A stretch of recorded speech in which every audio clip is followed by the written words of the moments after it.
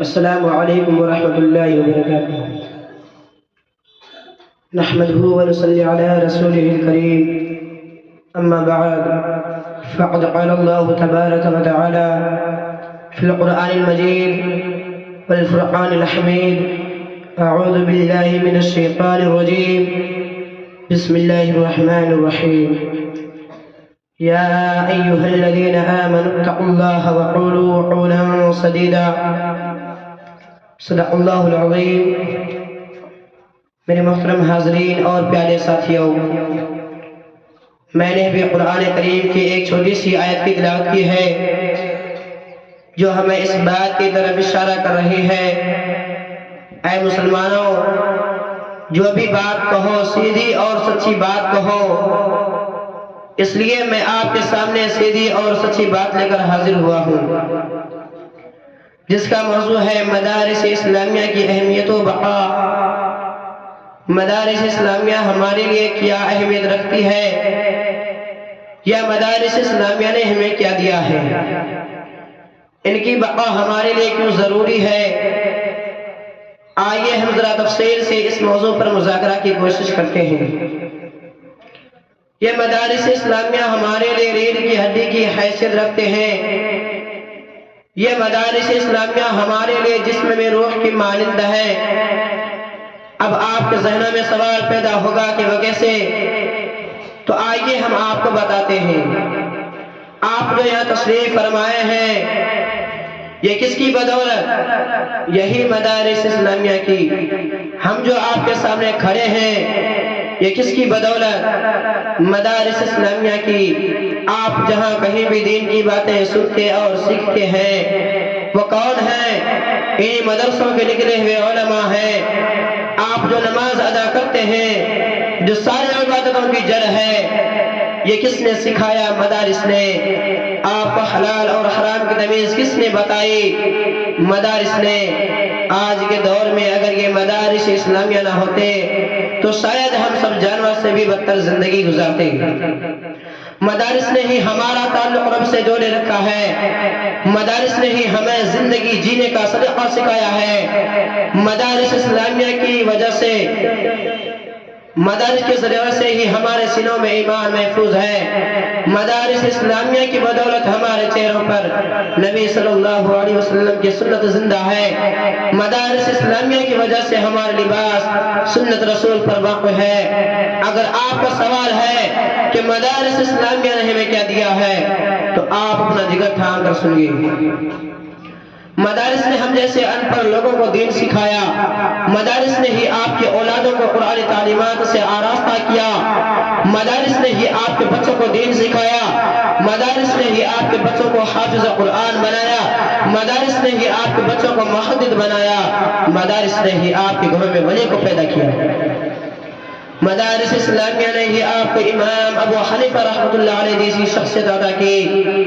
مدارس اسلامیہ نے ہی آپ کو امام شافعی رحمۃ اللہ علیہ جیسے عظیم ہستی عطا کی۔ مدارس اسلامیہ نے ہی امام مالک اور امام احمد بن حنبل رحمۃ اللہ علیہ جیسی شخصیت عطا کیے۔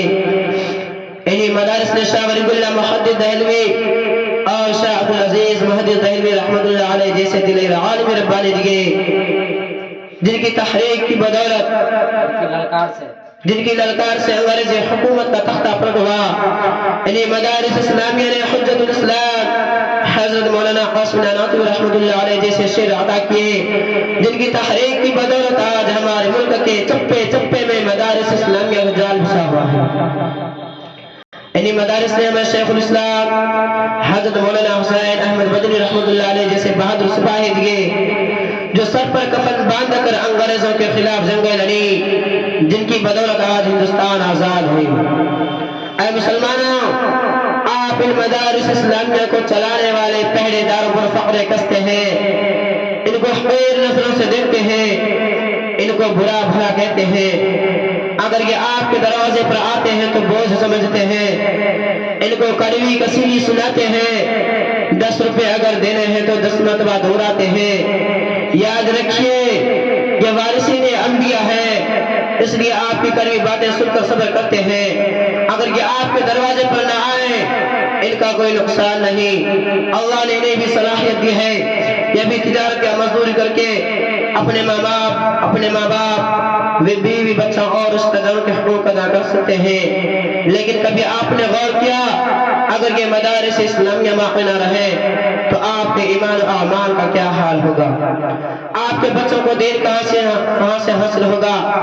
آپ کے بچوں کو قرآن کون پڑھائے گا؟ آپ کی مسجدوں میں نماز کون پڑھائے گا؟ آپ کی اولاد کو حلال اور حرام کی تمیز کون سکھائے گا؟ آپ کو شریعت کا حکم کون سمجھائے گا؟ جنت حاصل کرنے اور جہنم سے بچنے کی ترغیب کون دے گا؟ آپ جب اس دنیا سے رخصت ہو جائیں گے آپ کی نماز جنازہ کون پڑھائے گا؟ مغفرت کے لیے دعائیں کون کرے گا؟ کبھی آپ نے سوچا ہے اے مسلمانوں، آج میری زبان سے جو باتیں نکل رہی ہیں وہ سیدھی اور سچی باتیں ہیں، کیونکہ قرآن پاک میں پروردگار کا فرمان ہے یا ایھا الذین آمنوا اتقوا اللہ وقولوا قولا سدیدا۔ محترم سامعین، مدارس اسلامیہ کی حفاظت اور ان کی بقا ہم سب کی ذمہ داری ہے۔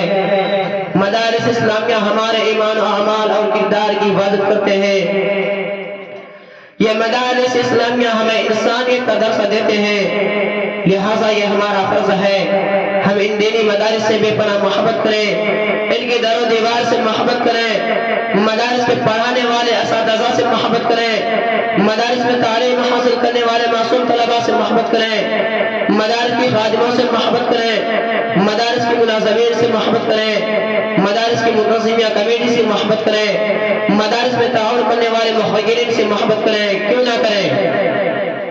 مدارس میں تعلیم حاصل کرنے والے طلباء بھی خوش نصیب، مدارس میں پڑھانے والے اساتذہ بھی خوش نصیب، مدارس میں کھانا پکانے والے طباخ بھی خوش نصیب، مدارس کی صفائی کرنے والے خادم بھی خوش نصیب، مدارس کو چلانے والی منتظمیہ کمیٹی بھی خوش نصیب، کیونکہ رب کائنات نے انہیں مہمان رسول کی خدمت کرنے کا موقع دیا، جن کے قدموں کے نیچے فرشتے پر بچھاتے ہیں، جن سے پروردگار خوش ہوتے ہیں، جن سے پیارے نبی صلی اللہ علیہ وسلم بے پناہ محبت فرماتے ہیں، جن کے لیے پرندے چرندے کیڑے مکوڑے حتیٰ کہ زہریلے بھی جانور بھی دعا، جن کے لیے پرندے چرندے کیڑے مکوڑے حتیٰ کہ زہریلے جانور بھی مغفرت کی دعا کرتے ہیں، جن کے لیے پیارے آقا حضرت محمد رسول اللہ صلی اللہ علیہ وسلم نے فرمایا من سلک طریقا یلتمس فیہ علما سہل اللہ له طریقا الی الجنہ۔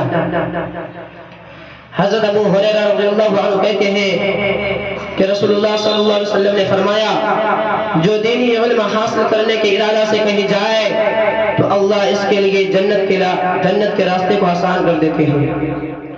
حضرات سامعین، آئیے ہم سب مل کر عزم کریں جب تک جسم میں جان باقی ہے ہم مدارس اسلامیہ سے محبت اور ان کی حفاظت کرنے والے بنیں گے۔ اللہ رب العزت ہم سب کو عمل کی توفیق عطا فرمائے، آمین ثم آمین۔ میں انہی چند کلمات کے ساتھ اپنے تقریر کو ختم کرتا ہوں۔ وآخر دعوانا الحمدللہ رب العالمین۔